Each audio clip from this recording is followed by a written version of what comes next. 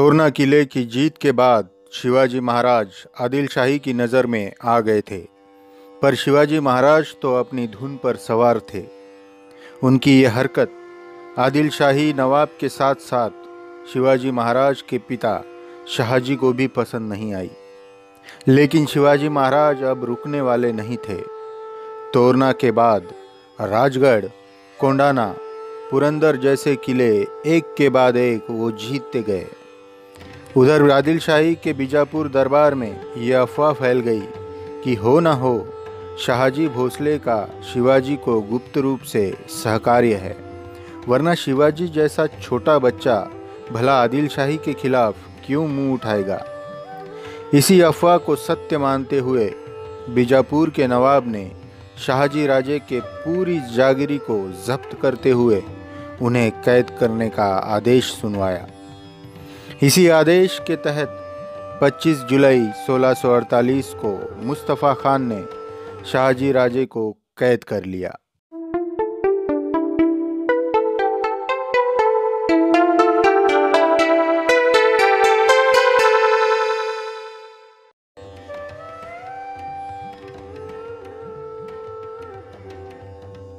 बीजापुर का नवाब सिर्फ शाहजी राजे को कैद कर ही नहीं माना, उसने फतेह खान नामक सरदार को शिवाजी महाराज को पकड़ने के लिए पूना की तरफ भी भेज दिया।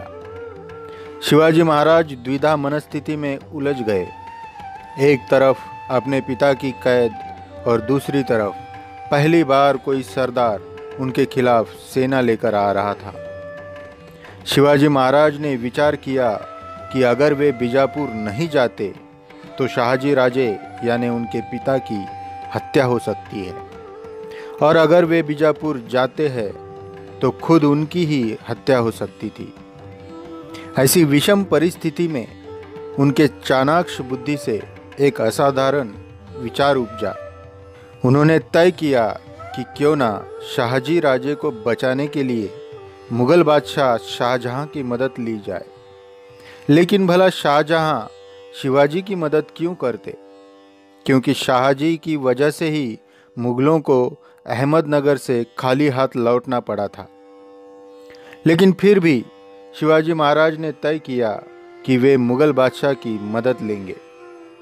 शिवाजी महाराज ने शाहजहां के पास रघुनाथ पंत को भेजा और ये कहलवाया कि शाहजी की पिछली गलतियों को माफ़ कर दिया जाए। लेकिन इससे पहले कि मुगल बादशाह कोई निर्णय देते, शाहजी राजे छूट गए थे। शिवाजी महाराज का यह आत्मविश्वास देख आदिल शाही नवाब भी अचंभित हो उठा। ऊपर से जिस फतेह खान को शिवाजी को पकड़ने के लिए भेजा गया था, वह भी शिवाजी के एक मावला सरदार कावजी मल्हार से डरकर भाग आया। इसलिए नवाब ने बेहतर यही समझा कि शाहजी को रिहा किया जाए। लेकिन उसने ये शर्त रखी कि शाहजी बीजापुर से बाहर नहीं जा सकते। नवाब ने शिवाजी महाराज के सामने शर्त रखी कि शाहजी के बदले कोंडाना, बंगलूर तथा कंदरपी के किले उन्हें वापस दिए जाए। इनमें से बंगलूर और कंदरपी तो शाहजी के कर्नाटक की जागीरी में ही थे। बस कोंडाना देने के लिए शिवाजी महाराज का मन नाराज़ हुआ, क्योंकि कोंडाना किले के लिए उन्होंने काफ़ी मेहनत की थी। लेकिन फिर भी शिवाजी महाराज के लिए ये सौदा महंगा नहीं था, क्योंकि अभी भी उनके पास पुरंदर जैसा अभेद्य किला था, जिसके रहते वे कभी भी आदिल शाही पर पुनः हमला कर सकते थे। लेकिन नवाब ने भी बड़ी दूरदृष्टि से शिवाजी महाराज पर शिकंजा कसना चाहा। उसने कोंडाना इसीलिए मांगा था कि शिवाजी महाराज की हर गतिविधि पर नज़र रखी जाए। साथ ही पुणे को लगकर ही वाई प्रांत की सूबेदारी में अफजल खान जैसे बलाढ्य शत्रु को लगाया। अब शिवाजी महाराज चौतरफा घिर गए थे।